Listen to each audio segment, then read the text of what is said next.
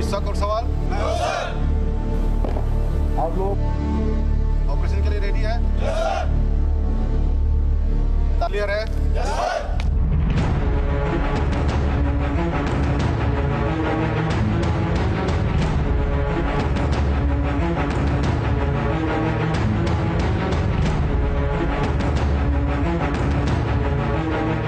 जब रात के अंधेरे में सुनसान जंगल में गूंजने लगती है गोलियों की तड़तड़ाहट,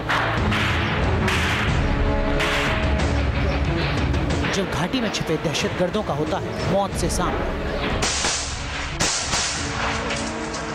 जब हिंदुस्तान के जाबाज जवानों की संगीनों से निकलती हर गोली करती है दुश्मन की तलाश,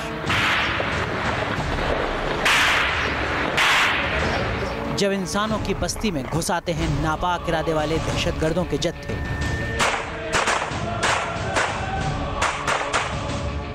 तब रात के अंधेरे में आतंकियों के दरवाजे पर दस्तक देती है उनकी मौत।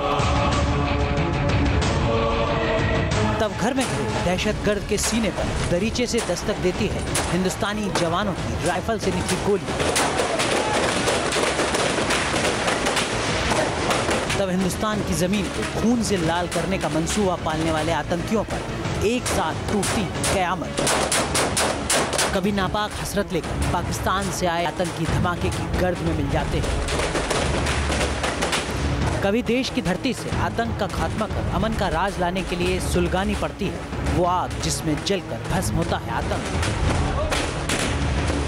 जम्मू कश्मीर के उसी सबसे खतरनाक इलाकों में आतंक से मुठभेड़ की पूरी कहानी दिखाएगा न्यूज़ नेशन। न्यूज़ नेशन की टीम आ चुकी है साउथ कश्मीर। न्यूज़ नेशन की टीम अब आ पहुंची है अनंतनाग डिस्ट्रिक्ट, जहां पर इनकाउंटर चल रहा है। पहली बार लाइव इनकाउंटर, नाइट ऑपरेशन जो लाइव चल रहा है उसके साथ साथ चल रही है सीआरपीएफ। जम्मू कश्मीर के जिस इलाके में बड़े से बड़े आतंकी सरगना ढेर हुए, उसी अनंतनाग के सफर पर निकली है न्यूज़ नेशन की टीम। जम्मू कश्मीर की सड़कों पर दौड़ते इन वाहनों की रफ्तार देखकर अमन का आभास होता था, लेकिन चंद किलोमीटर के सफर के बाद जंगल किनारे तैनात संगीनें बताने लगी कि आप आतंकी जहरीली खेती वाले इलाके में पहुंचने लगे। श्रीनगर से अनंतनाग की सड़क पर जगह जगह गाड़ियों को रोककर चेकिंग की जा रही थी। गाड़ी में सवार लोगों से पूछताछ की जा रही थी, उनके दस्तावेज देखे जा रहे थे।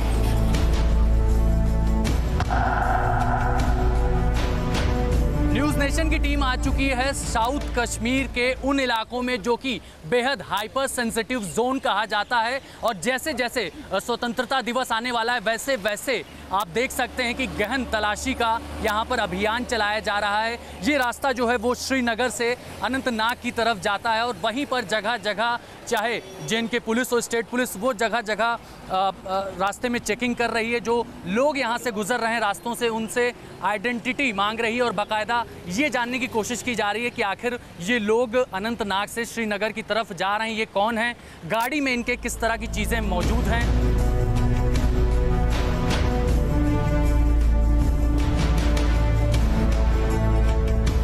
सुरक्षा बलों की चुस्ती और तलाशी को लेकर ऐसी सख्ती थी कि मजाल है कोई बाइक सवार भी बगैर तलाशी के यहाँ से गुजर जाए। अनंतनाग पहुंचते पहुंचते शाम हो चुकी थी। जैसे जैसे सूरज ढल रहा था वैसे वैसे सड़क पर सुरक्षा बलों की चौकसी बढ़ी हुई नजर आ रही थी। तभी हमें सड़क पर एक खास पेट्रोलिंग व्हीकल नजर आई।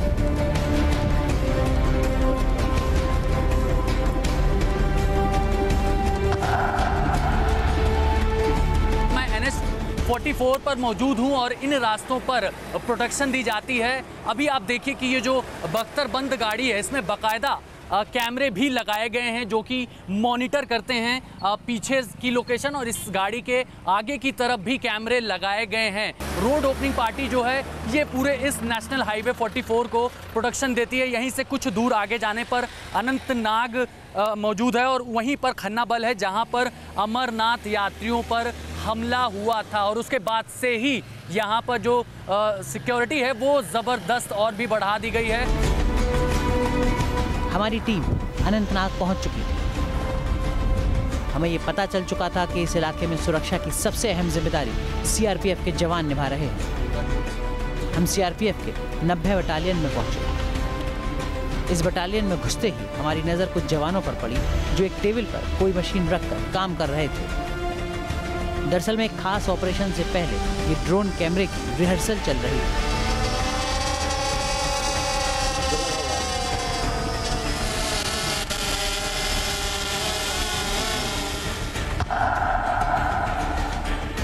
आप देख सकते हैं कि यहाँ पर एक ड्रोन मौजूद है और ये किस तरह से काम करता है और कितनी ऊंचाई तक जाता है और किस तरह से इसका इस्तेमाल करते हैं सीआरपीएफ के जवान, खास तौर पर उन परिस्थितियों में जब ये पता चल जाता है कि आसपास मिलिटेंट देखे गए हैं। 90 बटालियन के 2IC हमारे साथ मौजूद हैं। एंगोम नरेश जी, क्या ज़रूरत पड़ती है ड्रोन की जब आप लोग ऑपरेशन को अंजाम देने जाते हैं? कोई भी जैसे मिलिटेंट रिलेटेड ऑपरेशंस में किसी घर में अगर मिलिटेंट छुपा हुआ है तो अचानक उस घर में हम जाना खतरा है, तो उस जगह का पहले रेकी करते हैं हम ड्रोन के माध्यम से। ड्रोन देखता है कि वहाँ पे क्या ऑब्स्टेकल है, उग्रवादी कहाँ छुपा हुआ है, वो देखने के बाद हमारा फोर्स को आगे मूव के लिए हम लोग कार्रवाई करता है। इसकी लगभग अगर रेंज की बात की जाए तो क्या रेंज है इसकी, कहाँ तक देखा जा सकता है? ये ऊंचाई में कम से कम 500 मीटर तो जाता है और डिस्टेंस इसका दूरी है कम से कम 7 किलोमीटर तक ये टाई कर सकता है।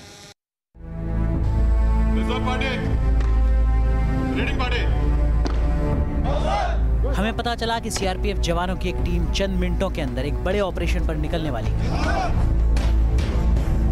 मूवमेंट से पहले जवानों को ऑपरेशन की पूरी जानकारी दी जा रही थी कि मोहम्मद मजीद, जिसका घर मैंने आप लोगों को गूगल मैप में दिखा दिया है। ऑपरेशन में शामिल एक जवान को उसकी जवाबदेही और अभियान के ब्लूप्रिंट के बारे में समझाया जा रहा था। क्लियर है? और कोई शक और सवाल? सब ऑपरेशन के लिए रेडी है? जवान अपने हथियारों के साथ तैयार थे। अभियान में हिस्सा लेने वाली गाड़ियां तैयार थी। चंद मिनटों में मूवमेंट होने वाली थी। विशेष इजाजत के साथ न्यूज़ नेशन की टीम भी इस ऑपरेशन का हिस्सा बनी।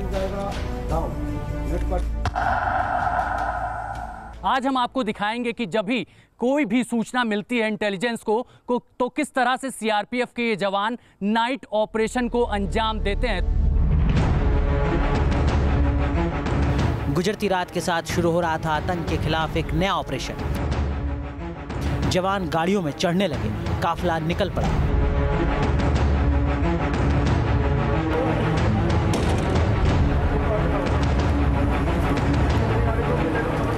न्यूज़ नेशन की टीम भी एक बुलेट प्रूफ व्हीकल में सवार थी। हम जानना चाहते थे कि इस ऑपरेशन में आगे क्या होने वाला है।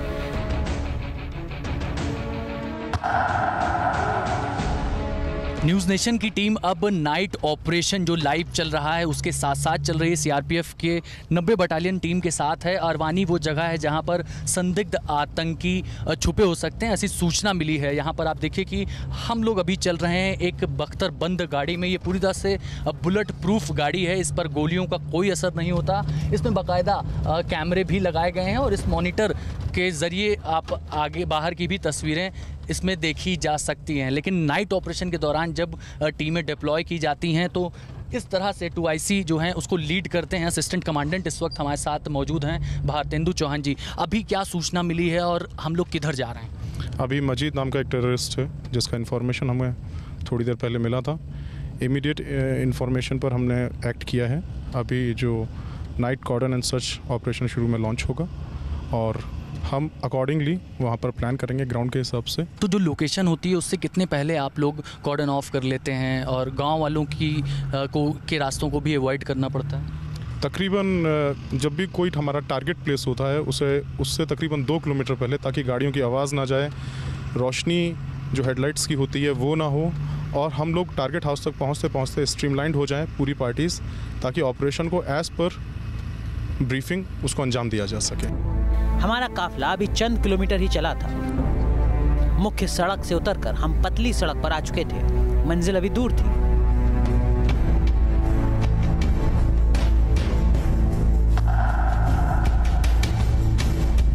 आप देखिए कि सीआरपीएफ का ये जो दस्ता है ये अब ऑपरेशन को अंजाम देने के लिए निकल चुका है। अब हम देखिए ये रास्ता जो है आगे की तरफ बात की जाए तो श्रीनगर की तरफ जाता है और यहाँ पर ये अनंतनाग डिस्ट्रिक्ट है। चारों तरफ सिर्फ और सिर्फ सन्नाटा और अंधेरा पसरा हुआ है, लेकिन न्यूज़ नेशन मौजूद है उस टीम के साथ जो कि सर्च ऑपरेशन के लिए जा रही है, नाइट ऑपरेशन के लिए जा रही है। अगर सूचना सही पाई जाती है तो वहां पर लाइव ऑपरेशन को भी परफॉर्म किया जाएगा।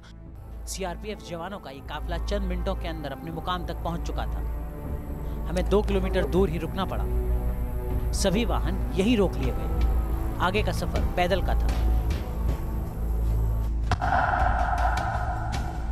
न्यूज़ नेशन की टीम अब आ चुकी है अरवानी से 2 किलोमीटर पहले और अब देखिए कि यहाँ पर जो सीआरपीएफ के जवान हैं वो अपनी गाड़ियों को यहीं पर रोक दिए हैं और अब ऑपरेशन को अंजाम देने के लिए तमाम अत्याधुनिक हथियारों के साथ ये लैस हैं और आगे बढ़ रहे हैं उस जगह पर जहाँ पर संदिग्ध आतंकी छुपे हैं। रात के वक्त ये बेहद चुपचाप तरीके से इसी अंदाज में ऑपरेशन को अंजाम देते हैं। आसपास गांव के जो इलाके हैं उनको अवॉइड करना पड़ता है क्योंकि यहाँ पर आबादी जो है वो भी काफ़ी घनी है और इसी वजह से गाड़ियों को पहले से ही रोक दिया गया है और अब धीरे धीरे ये जो जवान हैं ये नाइट ऑपरेशन को अंजाम देने के लिए पूरी तरह से तत्पर हैं और आगे बढ़ रहे हैं। यही वो टीम है जो चाहे बुरहान वानी की बात की जाए या फिर खन्ना बल में जो अभी अमरनाथ यात्रियों पर हमला हुआ था उस जगह पर यही बटालियन की टीम सबसे पहले पहुंची थी। जंगली रास्तों से गुजरते हुए जवान आगे बढ़ते जा रहे थे। विशेष इजाजत और सुरक्षा के साथ न्यूज़ नेशन की टीम भी जंगलों के रास्ते आगे बढ़ रही थी। करीब आधे घंटे के सफर के बाद हमें फिर रोक दिया गया।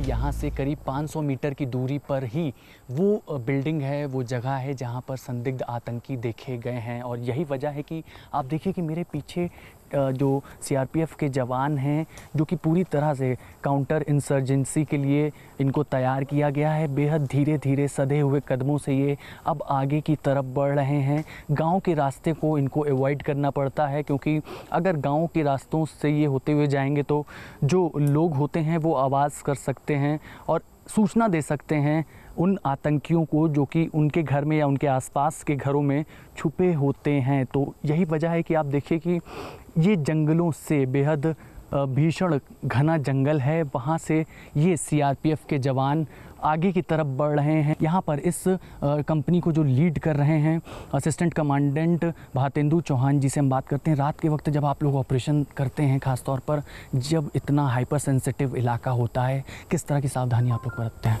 हम लोगों की कोशिश होती है कि जितना सीक्रेसी बढ़ती जाए और हम चुपचाप अपने टारगेट हाउस के करीब से करीब तक पहुँच जाएँ। हम इसमें आबादी वाले इलाकों को अवॉइड करते हैं, नॉर्मल थॉरोफेयर्स को अवॉइड करते हैं और हम अक्सर जंगल के इस तरह के रास्तों को पकड़कर हम अपने टारगेट हाउस तक पहुंचने की कोशिश करते हैं। हमारा पहला मकसद टारगेट हाउस के करीब से करीब तक पहुंचना और स्टैंडर्ड ऑपरेटिंग प्रोसीजर के हिसाब से पार्टीज़ को लेआउट करके अपने काम को अंजाम देना। रात के वक्त आप देखिए कि ये जो जवान हैं ये सिर्फ 3 से 4 फीट की दूरी पर ही एक दूसरे से हैं। मेरे ठीक पीछे भी एक जवान देखिए पोजीशन लेकर के बैठे हुए हैं, उसके ठीक बगल में भी एक जवान है क्योंकि रात के वक्त दूरी जो है वो कम रखने की ज़रूरत होती है। क्या ज़रूरत होती है रात के वक्त आप लोग इतनी कम दूरियों में चलते हैं? देखिए, रात के वक्त कम दूरी पर जवान इसलिए तैनात किया जाता है ताकि हम इशारों से बात कर सकें। हम आवाज़ नहीं लगा सकते, हम अपनी तरफ से कोई शोर नहीं कर सकते हैं, तो इसलिए बहुत ज़रूरी होता है कि सिग्नल प्रॉपरली एक दूसरे को नॉन वर्बल साइंस कम्युनिकेट हो सकें। इसके लिए हमें अपने जवानों को इतनी नजरी मिलाप में रखने की ज़रूरत पड़ती है। सीआरपीएफ के इस ऑपरेशन में हमें आगे नहीं जाना था। सिक्योरिटी के लिहाज से आगे कोई तस्वीर भी कवर नहीं करनी थी, लिहाजा हम लौटने लगे। तभी रास्ते में सुरक्षा बलों का एक और काफिला बढ़ता दिखा। परिचय देने और विशेष इजाजत के बाद हमारी गाड़ी को भी इस काफिले का हिस्सा बनाया गया। न्यूज़ नेशन की टीम लगातार उस जगह पर जा रही है जहां पर सूचना मिली है कि मिलिटेंट छुपे हो सकते हैं और जो न्यूज़ नेशन की टीम है वो अब आप देखिए कि आर्मी और सीआरपीएफ के साथ साथ आगे बढ़ती हुई हम अभी मौजूद हैं पुलवामा में और यहीं पर अभी इनकाउंटर चल रहा है। करीब रात के 10:30 बजे ये सूचना मिली है कि आतंकी इन इलाकों में छुपे हुए हैं और उसके बाद से ही जो ऑपरेशन है वो चलाया जा रहा है। 110 बटालियन सीआरपीएफ की, साथ ही साथ 50 आरआर आर्मी यहाँ पर मौजूद है और special operation group Jammu Kashmir police का यहाँ पर मौजूद है। 2 मिलिटेंट यहाँ पर अभी फ़िलहाल ट्रैप किए गए हैं, ऐसी सूचना मिल रही है। और आप देखिए कि जो दस्ता है वो आगे बढ़ रहा है। रात के वक्त हम आपको दिखा रहे हैं कि रियल ऑपरेशन क्या होता है, लाइव ऑपरेशन क्या होता है। चंद मिनटों तक हम इस काफिले के साथ आगे बढ़ते रहे। ये ऑपरेशन ज़्यादा संजीदा नज़र आ रहा था। इसमें सीआरपीएफ के अलावा सेना और पुलिस की गाड़ियाँ भी थीं। करीब आधे घंटे के सफ़र के बाद काफिला रुक गया। जम्मू कश्मीर में सुरक्षा बलों के ऐसे ऑपरेशन हर रात होते हैं। किसी भी पल सुराग मिलते ही आतंकियों को दबोचने के लिए टीम निकल पड़ती है। कभी आतंकी पकड़े जाते हैं, कई बार भागने में भी कामयाब हो जाते हैं। इस जगह पर हमको पहाड़ी पहले रोक दिया गया है सुरक्षा की दृष्टि से। पुलवामा डिस्ट्रिक्ट के संबूरा जगह पर अभी लाइव ऑपरेशन चलाया जा रहा है, सर्च ऑपरेशन चलाया जा रहा है। ऐसी सूचना मिली है कि 2 से 3 आतंकी एक घर में छुपे हुए हैं, जिनमें 2 आतंकियों को फिलहाल आर्मी हो सीआरपीएफ को कॉर्डन ऑफ करके ट्रैप कर ली है। लेकिन अभी आप देखिए कि रात के अंधेरे में यहाँ पर हर तरफ आपको जवान ही जवान नज़र आ रहे होंगे। हम मौके से 2 किलोमीटर दूर थे। हमारी टीम अभी घटनास्थल का हाल कैमरे में कैद ही कर रही थी कि कुछ आवाज आई। सुरक्षा बलों के जवानों ने हमें रोशनी बंद करने को कहा। ठीक बंद।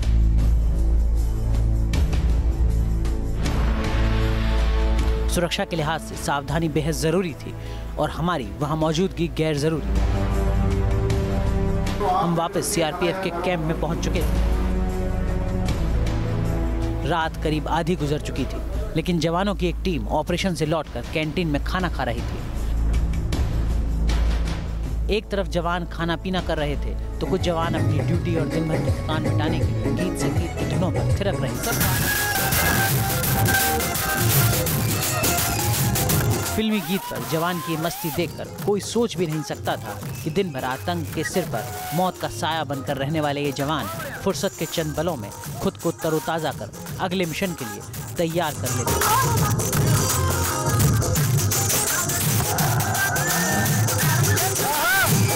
देश है वीर जवानों का, अलबेलों का, मस्तानों का, इस देश के यारों, इस देश के यारों क्या कहना, ये देश ये दुनिया क्या कहना।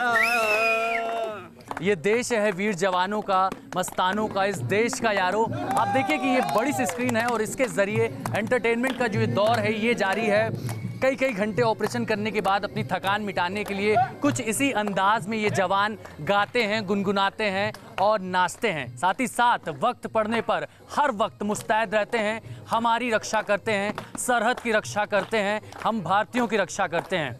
वीडियो जर्नलिस्ट हरीश शर्मा के साथ अभिषेक पांडे, न्यूज़ नेशन, अनंतनाग।